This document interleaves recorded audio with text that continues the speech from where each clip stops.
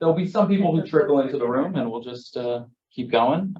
But Michelle, thank you for being here with us. My pleasure. Thanks for having I'll me. let you introduce yourself I will. and get started with Okay, it. great. All right, thank you. Very much. Pleasure to meet you. Yeah.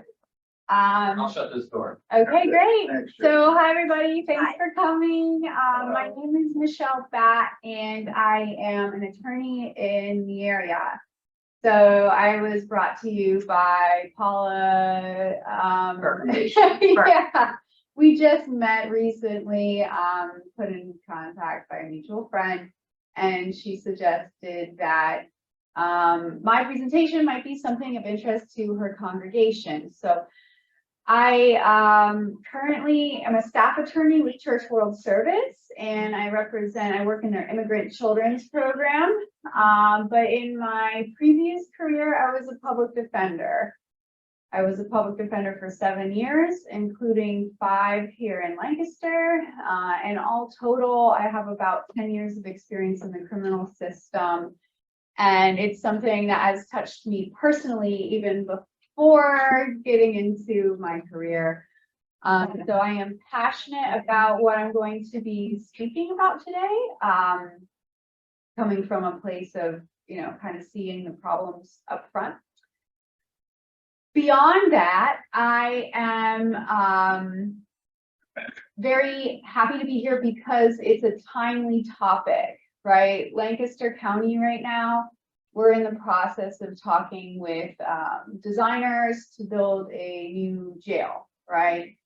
So I think as a community, we're in a very unique spot where we're able to kind of consider whether we want to be dumping $250 million into building like this, infrastructure, or if, we might be able to come up with a smarter way of spending, being a steward of taxpayer dollars here. Bail is a large contributor to mass incarceration in this country. I will be speaking about that. This will be a deep dive into this issue. But it's not a total, deep dive into all the issues in general, right? You have like probation, parole violation detainers, you have other things that end people up in jail, but bail, we estimate, is about 1/3 of the reason why people are in our jail. Okay. So without further ado, I will try to be done around 9:55, 10 o'clock, so we can leave some time for questions. Okay. First, the guiding principle here that we should all keep in mind is that the law favors the release of people pending the adjudication of their charges. This is a quote right out of the American Bar Association Standard of Criminal Justice. And, it indicates very clearly here, deprivation of liberty pending trial is harsh and oppressive, subjects people to economic and psychological hardships, interferes with their ability to defend themselves, and in many instances deprives their family of support.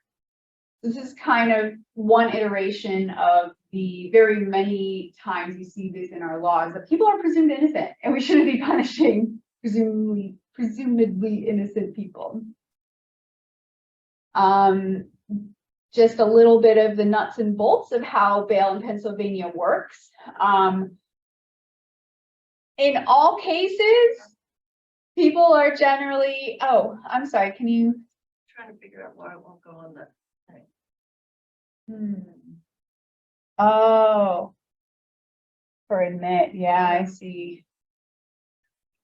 I think maybe you have to like put it on the surface or something. Yes. There we go. Okay, Ken, I'm taking your place. I'm in the front row now. So largely everyone's entitled to bail. If you're going to be arrested or charged with a crime, everyone's entitled to bail, except for in cases charging first or second degree murder, or where no condition or combination of conditions other than imprisonment will reasonably assure community safety. Okay. But other than that, all people charged with a crime shall be bailable by sufficient sureties. There are multiple types of release on bail, right? And when I say release on bail, it's because bail is a mechanism of release. Bail can be released on recognizance, or ROR. It's just a judge accepting someone's promise to come back to court. Or bail can be monetary. So there's a monetary condition attached. If it's an unsecured monetary condition, that's just like monopoly money. The judge says, I'll let you go, $25,000 unsecured, but you don't have to put up any money. It's just the concept is there acting as some extra motivation for you to make sure you come to court and comply with everything, because theoretically you could be liable for $25,000 down the line if you don't come to court and do what you're supposed to do. And then there's secured bail, which is what people think of when they what people think of when they think of bail, cash bail, bail that's keeping people in jail. It's the most restrictive type of bail.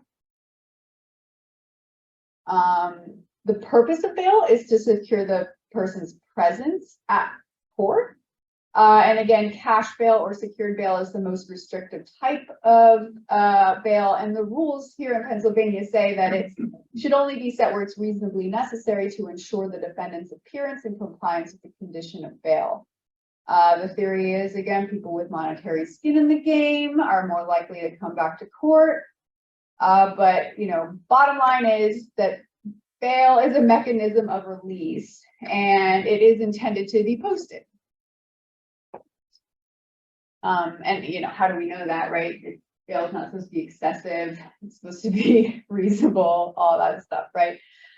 So how it works, just a brief example, if a judge says, I'm setting your bail at $10,000 secured, you're sitting in there and now you say, oh my gosh, now I have to come up with $10,000. So what happens? You have several different options. If you have $10,000, you can call your wife or something and say, hey, $10,000, you know, withdraw it, take it to the court, put it up, and then I'm free.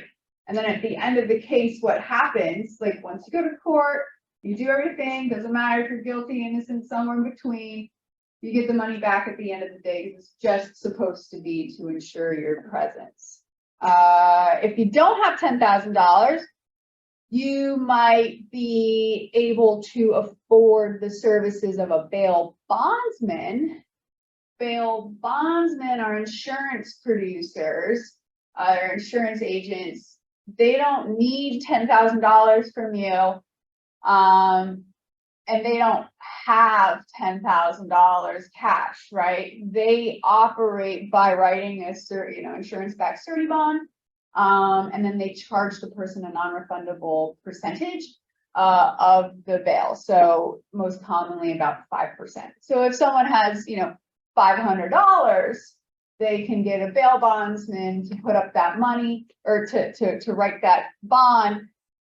The only difference is then that person at the end of the case doesn't get their $500 back because it's a non-refundable thing. So the person with money doesn't lose any money. The person without money loses some money. But if you don't have even $500, then you're going to sit in jail and await the next court action. I'm not going to play this little clip, but it's actually, if anyone here watches John Oliver Last Week Tonight, he has like some infotainment on different topics, and he did one on bail within the last year. And it was pretty accurate and a very good bail 101. But the bail bonds business, I'm not going to talk a lot about it, but it does bear noting that this is an option that allows people to get out of jail if they have some percentage of the money. It's predatory in my opinion. It uses, it brings in about $2 billion a year nationwide. Bail bondsmen are only legal in the US and the Philippines, right? For-profit bail industry. The idea being that, we're leaving it to private business people to determine who is going to be in our jail and who's not, right? So that's a little quirk that we only have here and in the Philippines. Again, they don't post cash, they're insurance producers, they author surety bonds, they charge a non-refundable fee. And so, you know, where does that leave us? Are we necessary? So I'm the president of the Lancaster Bail Fund. I don't think I fully introduced myself earlier, but when I left the public defender's office here in April of 2021, I knew that I had some like real hyper specific knowledge that could help people who were trying to maybe do some reform work. So this is what I did. I got out into the community and I went around to different groups and, you know, public meetings, and I just started listening to what people were saying, and people were talking about bail being an issue. And so I thought, I can help, you know, and I can go in and I can talk to these people and I can give them some tools to use. And what I just kept hearing was bail fund, bail fund. Does anyone, you know, is there a bail fund around here? You know, Lancaster Stands Up had been collecting money for those people that had $1 million bails set during the protests. So there's already some activity around that. And so I just thought, you know what? We're going to make a Lancaster Bail Fund. We're about 2 years old now. It's a volunteer thing. No one gets paid.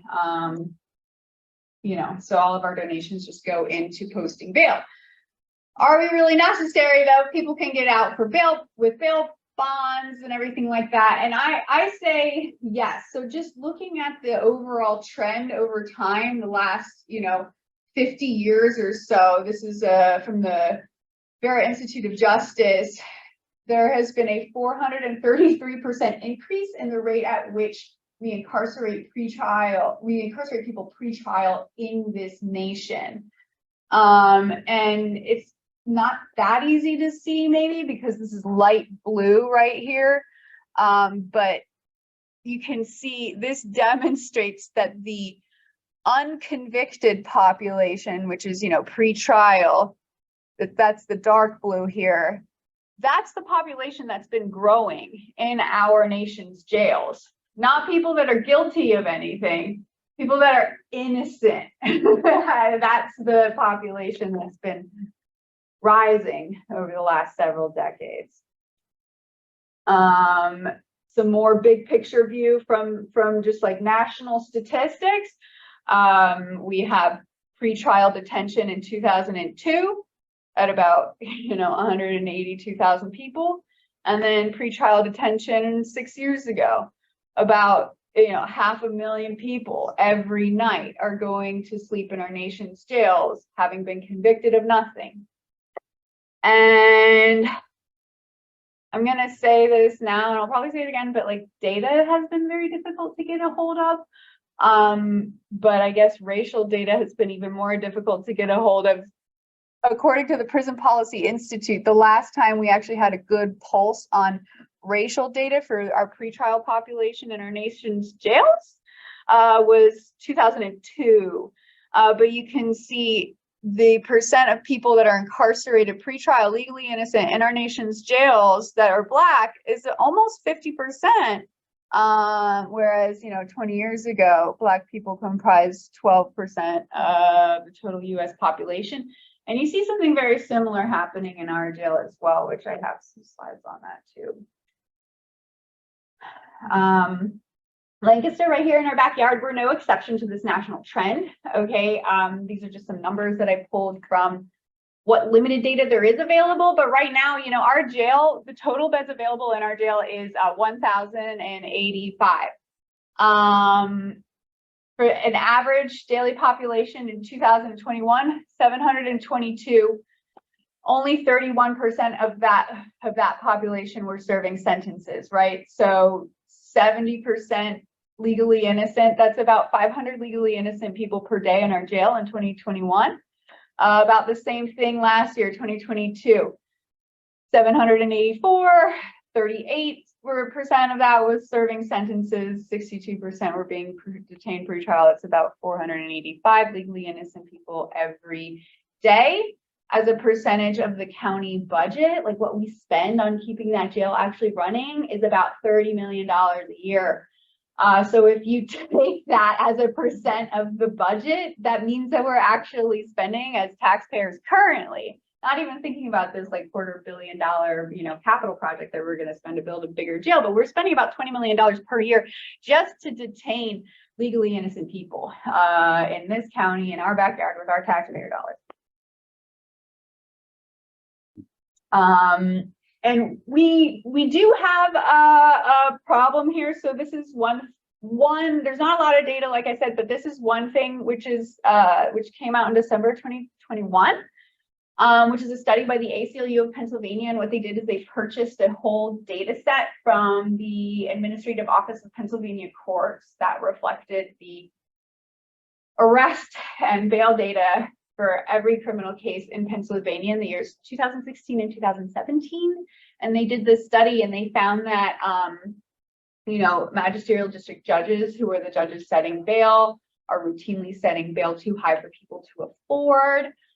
Cash bail, even though like we had gone over before, you know, it's the most restrictive type of bail, but it was also the most common. So judges really aren't using those lesser ROR and unsecured. Some counties rarely even use ROR. And of course, there's, you know, inherent bias here. And magisterial district judges are imposing cash bail more frequently and in higher amounts for people that are not white or black, because the system only functions in white and black. We don't have we don't have data for Hispanic or, you know, Asian or anything like that. It's you know, it's crazy. Hard to program. Yes, it is. So, but, you know, one quote from the ACLU that I really like in the study that came out is, you know, and below here, if the system were functioning as our Constitution envisions, which again is excessive bail bad, you know, this preference for pretrial liberty, every person assigned money bail should be able to post it. Yet, as they kind of pointed out with this data, cash bail is ending up putting people in our jails. And here's the data from Lancaster County from that study. Again, this is 2016 and 2017. A link to this little snapshot is right there. I think Jason already has this PowerPoint. You guys feel free to, you know, click around on it. But at any rate, cash bail was imposed 45% of the time. And the average amount of cash bail here is $56,862. And that's even, and if you read the like notes on the study, that's even with some like design controls that they had done, right? They had removed the bottom 1% to kind of like, you know, make the extremes have a lesser effect on the average. And again, keep in mind, people that are charged with homicide, people that have been deemed to be, you know, such a danger that like no condition or combination of conditions other than imprisonment can, you know, assure community safety. That's not here, right? Because those people just don't have bail. So this is cash bail amount that's an average, right? So it's not surprising then to see that 64% of people actually never post bail when it's set. They are just sitting in our jail until the resolution of their case, right? Because who has $56,000 and who even has 5% of $56,000 that they can use to give to a bail bondsman to write a bail bond to get them out of jail. And we have the exact same racial disparity that you kind of see across the state, right? It's 45% we're setting cash bail on average, but if you're Black, your chances go up to 55% of having a cash bail set. And the average amount for Black people is $66,000. So that's obviously higher by about 10 grand. The ACLU of Pennsylvania is actually currently like suing us in federal court. Did anyone know that? Okay, they filed a federal class action lawsuit in April of last year, alleging several different things. So actually, this is really sad. So number one has been dismissed by the federal judge in a motion in response to the defendant's motions to dismiss. So that's not there anymore, but it is important to note that here in Lancaster, we do not, or, you know, the only counties actually that actually provide public defenders or any attorney or advocate to people facing incarceration at their bail hearings is Philadelphia, Allegheny, and Montgomery County, right? So, this is happening. This is happening with our taxpayer dollars, and this is happening without an advocate there. These people are facing these hearings where they are having these crazy bail amounts set, and they don't have anyone next to them to advocate. As a public defender, that was normal for me, so I didn't think twice about it because that's just how the system worked and whatever. And I would meet my clients 10 days, 2 weeks after their preliminary arraignments, no big deal. But, unsurprisingly, there's a lot of studies that show that, like, if you have an advocate there with someone, they're less likely to get a cash bail amount. And it even has effect on recidivism down the line, like 3 years out. People that had someone sitting with them at the very initial hearing in their case were less likely to have gotten back into trouble. So these are the only two claims that are alive right now in the federal lawsuit, and I'm really happy about it. So we've got an excessive bail amount claim, right? You're just putting way too high of a bail on someone.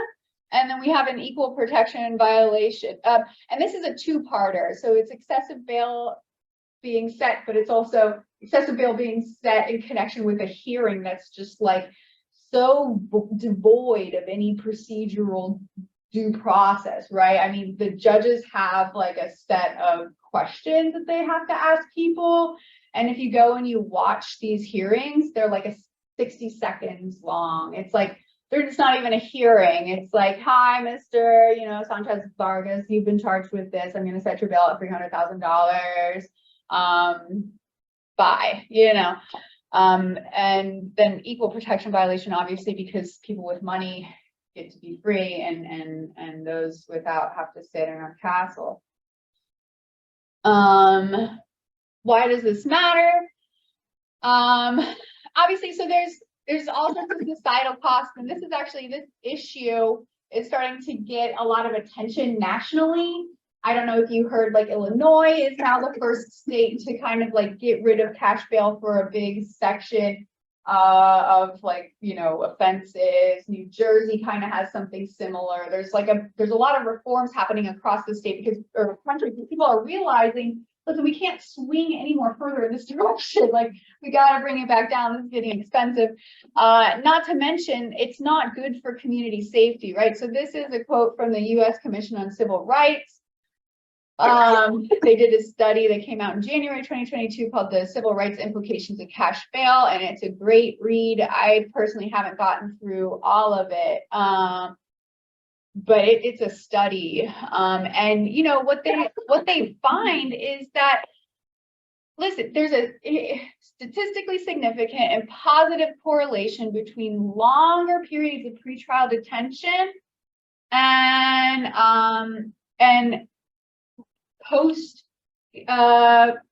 post-disposition recidivism, right? So people that are incarcerated pre-trial for longer periods of time have a higher chance of coming back into the criminal system. And they recognize that this might be the result of the collateral consequences of pretrial detention. Listen, you lose your job. Your housing situation is then more unstable. You're having some family problems. So all of these things, and I know I'm getting a little into the weeds here, so I just want to pause and reground us in this current, what's happening right here in Lancaster right now, is that we are planning this jail, okay? Jail populations are not a function of population in the community or crime in the community. They are a function of practices and policies that happen at the court level. And there is no better example of this than what happened here in this community in 2013, when the jail was overpopulated. Earlier, I said that we have 1,085 beds. the jail was at about 1,300 people, okay? So we had about 200 more people in there than we had beds for. And this was creating very unsafe working conditions for the COs. This was creating very unsafe conditions for the people that were incarcerated in there. And we, as a county, under different leadership, I mean, it has to be noted that the ones that are in charge now are not the ones that were in charge 10 years ago when they did this, but they got together and they figured out, what can we do to lower the jail population? And they did things such as they instituted a weekly commitment review meeting where all the department heads, judges and district attorneys and public defenders and probation officers and bail administrators, and they all got together and they looked at every single person who had been committed in the week prior, and they said, does this person need to be here? Does this person need to be here? Does this person need to be here? No.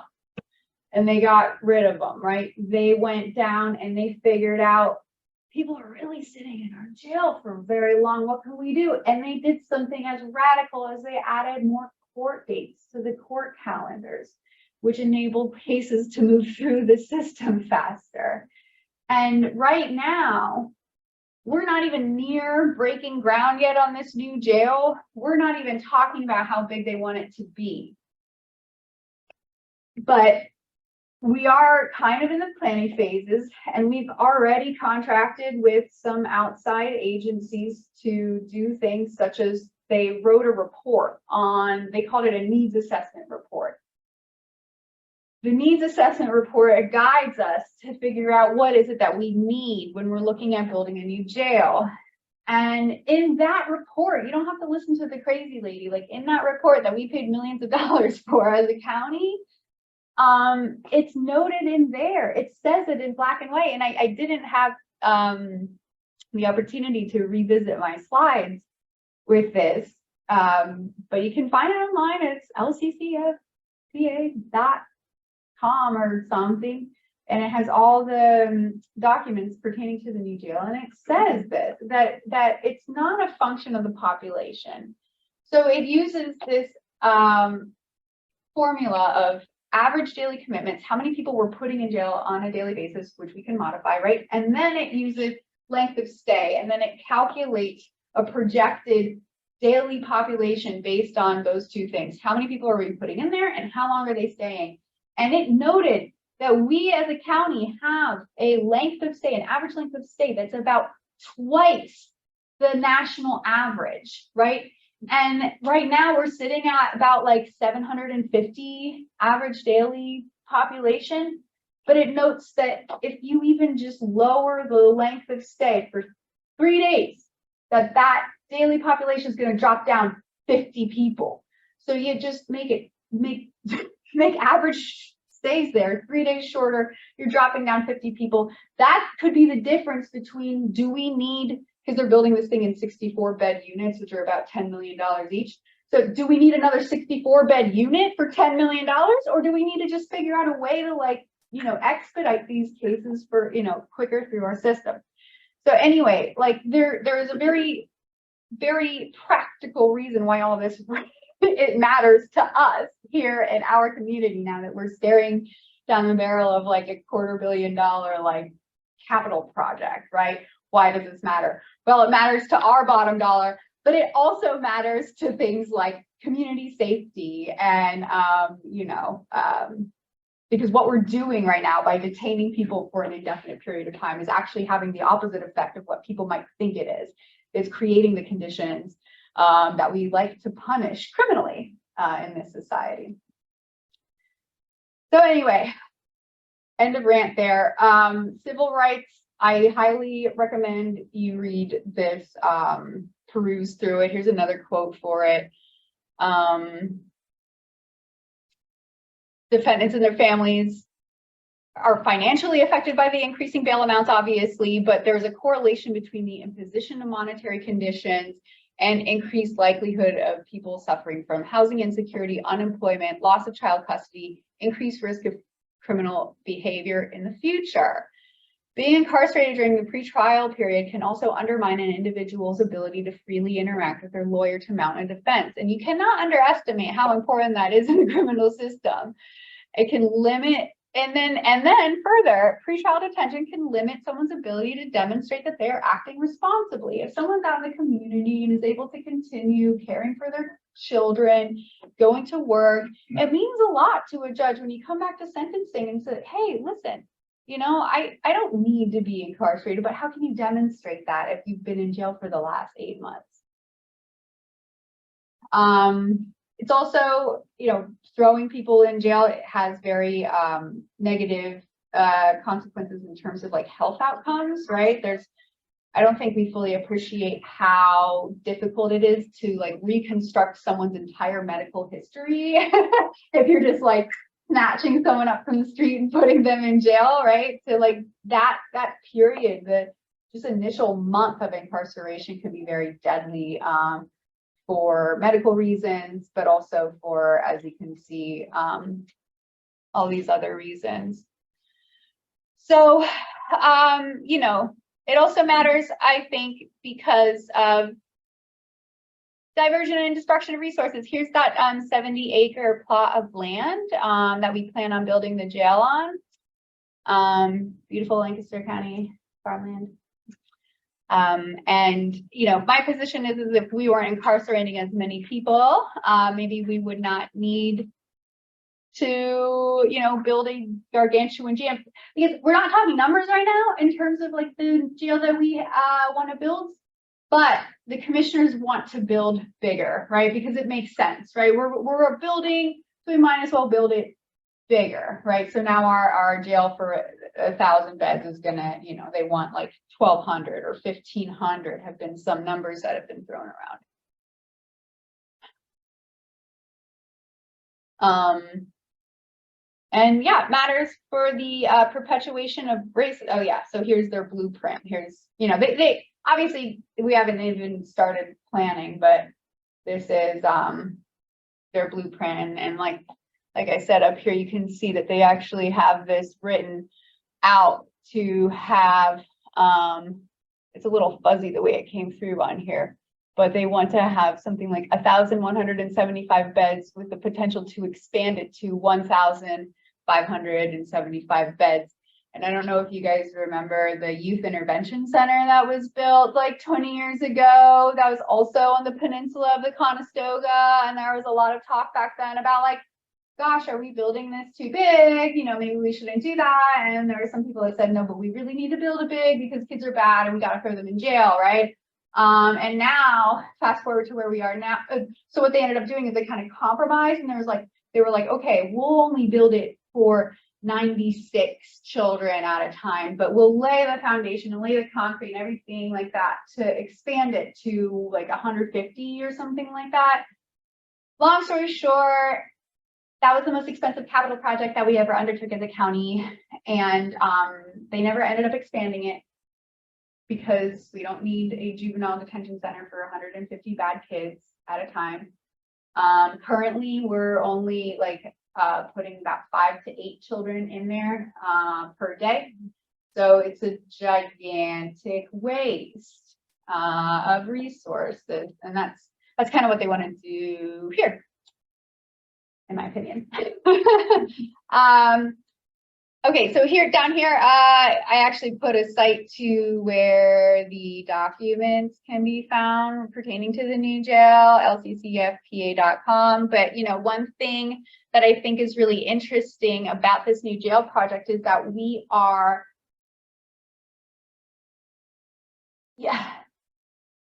before this new jail project, you could go to county meetings and you could ask like, who's in our jail? Why are they there? You know, can you tell us like just basics? Like, you know, if a company would know widgets, how many widgets they're putting in and out and what sort of thing.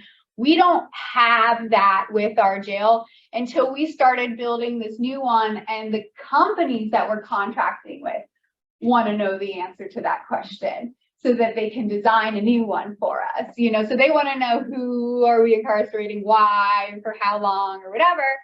And so and then in that process, we learned that we actually don't have the software capacity to be able to aggregate data. So one of the fun things that Lancaster County just did with the ARPA money that we got was buy new software so that they can tell us things. But these were numbers that were come to by hand aggregating data from these 2 days. But we can see here that, in a county that's 86+% white, we've got 50% white people in the jail and about 22% people designated as Black. Hispanic, like I said, I don't really know where they're getting that from, because when you look on their website, they have, their prison population, they have white, Black, and unknown. So, but whatever, you can see that there is a huge racial disparity there in the people that we lock up in our jail. This is just some census data about, how white it is here, but we don't need that to know that. So yeah, I mean, that's kind of the end of my presentation. I have some kind of things that have been happening, or some things that, we could do, right? There's possibility to change the rules of criminal procedure as it relates to bail. We obviously don't need statewide reforms like we've seen in 2013. If there's political will to do something about the jail population, we can do something about it. So in Philly, for instance, they have started doing bail review hearings. If you're in jail for 3 days on cash bail, they will review your bail amount, because if you can't come up with that money in 3 days, chances are you don't have it and that bail was excessive. So they're going to look at it again. Dauphin County, for instance, just started making their magisterial district judges write down on a piece of paper the reason why they're setting cash bail for somebody, because that's not a requirement. Okay, these hearings, again, there's no one sitting there next to this person as an advocate. These hearings are not recorded, and there's no obligation on the part of the district judge to actually write down their reasons for why they're setting cash bail as opposed to a lesser restrictive kind of bail. So there's statewide things that can happen, but that's not necessary. All that is really required is political will to do things smarter here. I put a couple of things to be aware of here in terms of if you're oh, we need reform, what should we do? And any cash bail is a great slogan, but we need to kind of figure out what we're going to do instead, right? Because a very valid alternative to having cash bail is just having no cash bail at all, right? Like we saw at the beginning, not everyone is entitled to release on bail, right? People are charged with homicide, people that have been deemed to be too dangerous, right? So a very valid alternative, and this is what the federal criminal system did, is they just say, well, then you just don't get cash bail at all. So, now people are sitting in our jail in the federal system without any possibility of bailing out. E-carceration, I put that there too. So this is something that I think a lot of governments are gravitating towards, putting monitoring. So we're not going to put you in jail, but we're going to put an ankle monitor on you and then make you pay for it, So it's a way to shift the cost onto the person that has, had the privilege of being arrested and now is trying to defend themselves, right? We don't do that so much here, but I know the president judge is interested in getting more ankle monitors so that we can do this. But one thing I know that we do here a lot is pretrial supervision. So we have a whole entire pretrial, it's like probation, parole, but they're just for people that are out on bail. But, nonsensically, the people that are out on bail who haven't been convicted of anything have more stringent check-in requirements than people that are just on probation or parole. They've been convicted of something, they've pled guilty to something, they've been sentenced, and now they're on probation or parole. You're going to check in with your probation officer like once every 2 months. People on pretrial supervision are required to check in once a week. So you can just see how like those sorts of things can create tripwires to just like violating and ending up back where you are, especially because you don't end up in the criminal system if you're pretty stable, if your life is going well, you know, you're typically struggling with some other issues at that time, and then add this requirement to check in once a week and all these other requirements that they have. So, you know, and then risk assessments. People, risk assessments is a big thing that gets talked about. Well, let's just do a risk assessment and then we'll only keep the people in jail that are like, you know, that this algorithm says is like very dangerous, right? Well, that's a problem too, because you can't write a non-biased algorithm in a biased world, right? So one of the risk assessment tools that we use here in Lancaster that I've, you know, dealt with, we use it in the context of probation and parole, but still people are using, you know, in some jurisdictions, risk assessments, and they're creating the same kind of outcomes in terms of racial disparity that we see, because, you know, they rely on indicators like how many addresses have you had over the last 10 years, right? Well, if you're poor, if your mom's poor, if your family's poor, you're going to have like probably a lot of different addresses. How many of your close family has been in contact with the criminal system, right? If you, so it's just going to rate you as a higher risk. So there's a bigger chance that you're going to end up, you know, in jail pre-trial. So, yeah, there's some broader fixes that we're focusing on. We're really interested in pursuing more data transparency here in Lancaster County, especially as we're going to build the new jail. I'm actually hopeful that we'll get to partner with the Batt Institute of Justice, knock on some wood. I wrote a proposal for they have a Beyond Jails initiative, because what we really see and what no one will argue against me is that, you know, the jail is really being used as a proxy for, you know, things we don't have that much of, right? Like housing, mental health treatment, substance use disorder, things like that. So hopeful that that's going to come through and we'll get to do some, you know, cool studies here in Lancaster before we go and spend a lot of money on a new jail. But, you know, another thing, Pennsylvania is the only state that doesn't fund its public defense. We leave it county by county. So you get like a weird patchwork of like underfunding. And yeah, funding of services, right? Like I just said, bail is people ending up in jail. You know, that's a symptom of like a set of larger problems that we have. It's not necessarily the problem, right? I can raise a bunch of money and post a bunch of bail, and that's, you know, going to do something for the people that we post bail for, but that's it. You know, it's not going to address the underlying societal problems that kind of bring us here. So yeah, jail sizes, not a function of population or crime rates. They're a function of policy choices. Quick example from New York City. They are going to get rid of Rikers Island, apparently, and they're going to replace it with 4 county jails in each of the boroughs.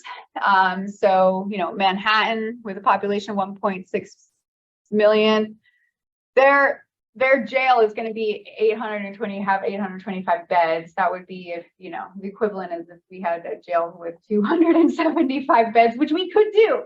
That, you know, there's less people than that serving sentences in our jail every day. And again, the example about Lancaster County, we did a really good job once of bringing our numbers down all the way from 1,300 people in our jail to about, you know, where it is now, like 700. But we've abandoned all efforts on that with the new leadership. We have been asking our county leaders for several things. We have a petition on change.org, putting attorneys at preliminary arraignments where this, is happening, writing down the reasons for setting cash bail, put together that commitment review panel again, and do a data-driven analysis geared towards understanding who is incarcerated in our jails, why, and for how long, to see if we can maybe divert some resources into the community to like stop this sort of thing. So yeah, moving forward, sorry, I know I said I was done like 10 minutes ago, and now I'm not, but I am now. This is it. Be pesky, ask questions. Thanks for having me in your community so I can, kind of spread the word. And then let's stay in touch, please. Like we're on the socials. We have a listserv, which you can sign up for if you go to our website. And I think that those types of things are really important tools, because like now is not the time to do anything because they haven't started planning this jail yet, right? But like when it is, we're keeping a close eye. We want to let our community know what's going on, right? I don't think there's any other org out there that's really keeping a really close eye on what they're doing with this new jail. We want to be that org. We want to, have a network of people that, if you're interested, will feed you the information as we learn about it. So that's all I have. Thanks for having me, and I'll be happy to take your questions. I need to be a little pesky. Yes, be pesky. Okay. When you started your presentation, you said that for 30-some% of the population in jail, Oh, yes. bail is the reason that they are there. Yes. Well, I contend that bail is the reason they can't get out. I think they're there because they were accused of breaking a law. Yes, that is true. They were accused, but in this country, it's in our Constitution. We all agree you are innocent unless and until you are proven otherwise, right? Right. Okay. And we also agree that we don't have debtors' prisons and we don't incarcerate people just because they don't have money. So, what we have here is a system that really doesn't honor our belief that people are innocent unless proven otherwise. And we don't have a system that honors that we don't have debtors' prisons. Now, I did, not to be super technical, but I did forget to mention, so you're right that about 1/3 of the people are in our jail because they don't have bail. But the reason why I said that's an estimate is because we don't have that ability to aggregate data from the jail, like I mentioned. So the jail produces these numbers and they say 69% of people were in jail pre-trial, blah, blah, blah, blah, blah. But we know that a big chunk of that is also probation and parole violations, which is a separate issue entirely, kind of related, very similar, but different. And why I said about 1/3 is because we actually really don't know. I'm just using federal estimates coming from the federal government that were in that report. Yeah. So. Well, actually, did you say that included in the pre-trial was parole violations or no? Yes. Okay, all right, but that wasn't my question. Yeah. Who benefits from the system right now? Yeah, so the question is who benefits from the system right now? And I think that's a very good one. And I don't know that there is any level of like real intentionality being put into this. It's what I see is that, this is like a cross-departmental thing. No one's really thinking about it. This is just business as usual. And so the real benefiters that I've been able to identify is not system actors. No one's like getting, rich, like the Kids for Cash thing or anything like that I that I know of. But who ends up benefiting from it are bail bondsmen. One of the local, the biggest names around, James Spady. He makes just like under $1 million a year, about $800,000 that he's bringing in as like a, individual person running a, business. So that's a big one. And I would say privatized services also, because ours is a county jail. It is funded by county dollars. But a lot of the services that are in there I am not even joking, like haircuts. Like when I started as a public defender here, you could get a haircut if you were incarcerated. But now you need $14 and there's, a service that comes in and gives you, so you end up with people looking like just like wild walking into court because, they don't have $14, but you have to be so destitute in order to like get a haircut for free in there. So anyway, phone companies are a huge one that benefits. So Securus, I don't have a good pulse on like how much money a 15-minute phone call costs, but I do know it's outrageous. Yeah, so commissary phones, anything that's privatized in there, they're making like buku bucks. Yeah. And do they get out of county inmates? We may be occasionally holding like a person or two. But that's not the big money. Correct. Yeah. But yeah, if you're in our jail, you have been, largely speaking, charged with something that happened here. Well, I know when I used to work for Mental Health America Oh, of Lancaster County. bless you. And one of the things, the one exec was on the housing. And one of the things they found that before you could really address anything else, you had to have housing. Yeah. Housing was the number one. So if you incarcerate somebody who technically, according to her, is innocent, and you set a bail, they lose housing. And then that just proliferates. It trickles into, because I know that he was part of the housing, trying to get, housing. Yes. And so when you do that, all you're doing is just You're destabilizing. everything. And then of course, if they're the primary breadwinner, you're doing everything else. My issue has always been, and I know this is also getting into school funding, why are we not funding to prevent? I always look, what do we do to prevent versus, we always seem to be able to build jails. Yes.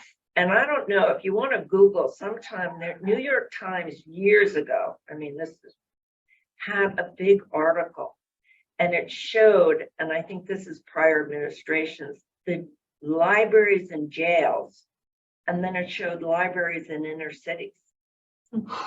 And the difference that we're not putting the money where we need to.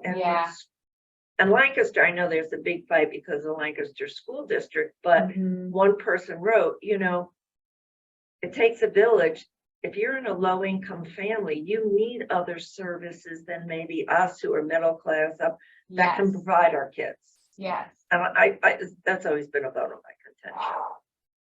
Yeah, it is a quagmire. And I will just say that like last week, I was is everyone familiar with Have a Heart for persons in the criminal justice system? So they meet first Tuesday every month, and they usually have guest speakers. And the guest speaker on Tuesday was Democratic Commissioner John Trescott, who we know is going to be out, at the end of this year. But his perspective on everything is really unique, I think, for that reason. He can kind of speak as an outsider, because he is almost. But he also has, like, his background is in engineering, and he has, experience building, multi-$100 million, capital projects. And, he was expressing frustration over that aspect of things because, building a jail it's not apples and apples, it's apples and oranges. It's more expensive to build a 64-bed unit that's a jail than it is to build, a 64-bed unit in a mental hospital or something, just because of all, the extra security concerns. But, his frustration stems from the fact that statutorily, the county has a jail, statutorily, the commissioner's office has to fund this. Do they have to fund it to be so big, right? That's the thing that he's a little frustrated by, is like the commissioners don't have any real authority, according to him, over the courts and how they operate. But the courts and how that operate funds the, determines how many people are in jail. And so now they're saying we want a really big, expensive one. But there's no statutory requirement that counties have a mental health, But we can't get a health department either. Yeah, there's no statutory requirement that we fund robust substance use disorder things. There's no statutory requirement that we, engage in like alternative methods of, crisis response. So all of these things that could be, get our money and be preventative. That's extra. That's on top of, the requirements under the law of like what they're supposed to be doing and funding. Frustrating.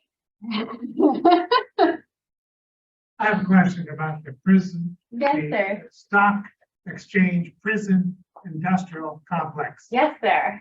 That, we have a county jail. Yeah.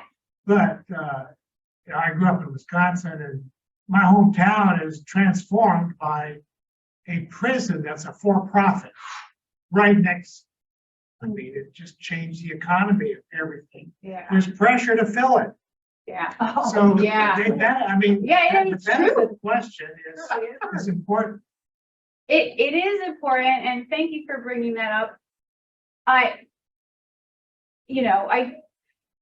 Ours is a county jail, right? So it's not going to have like profit margins and all this stuff. But at the end of the day, it's going to be funded by our taxpayer dollars.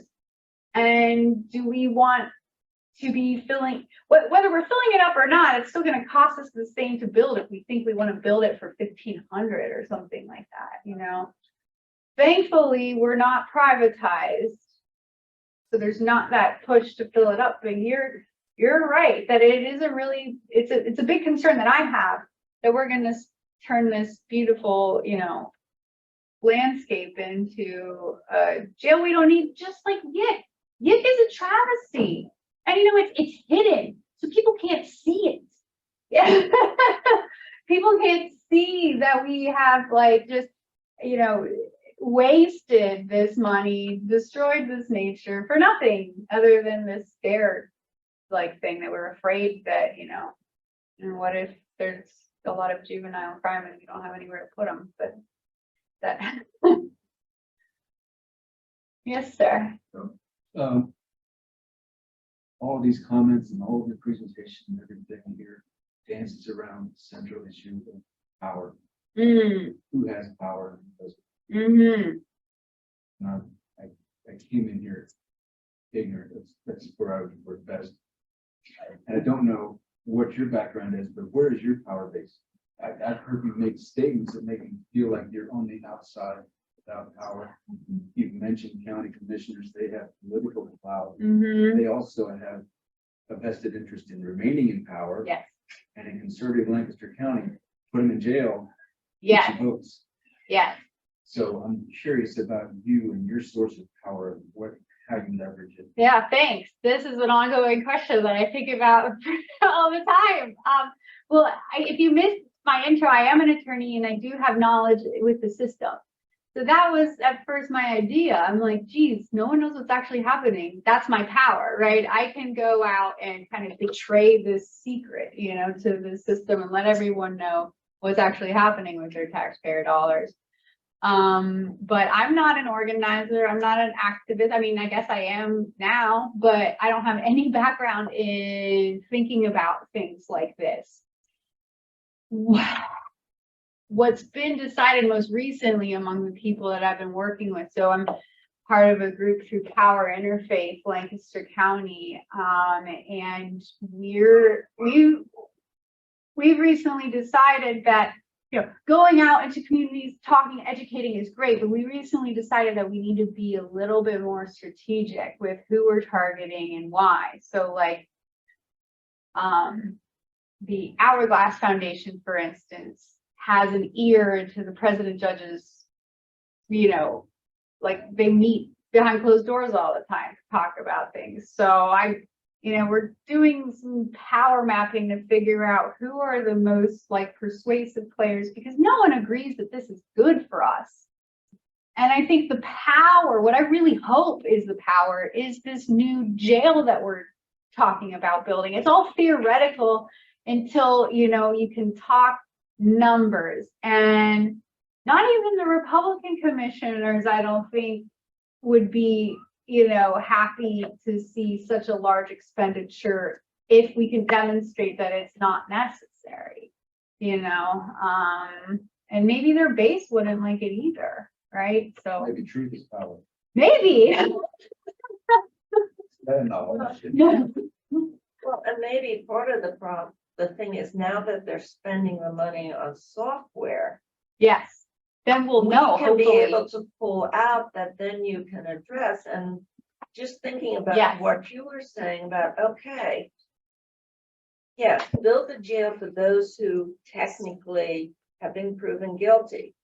But then if you're going to use this area, use it proactively, Yeah, building a mental health. I mean, when yes, back in the 70s, Yes. they closed all all of the the, we're states. still dealing with that. And I We're still remember dealing with.